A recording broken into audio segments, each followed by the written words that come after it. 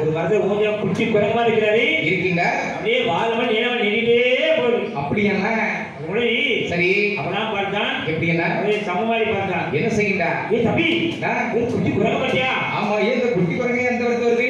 ஒரு பெரிய கார் அடிச்சு பாரு. ஆமா அந்த காடு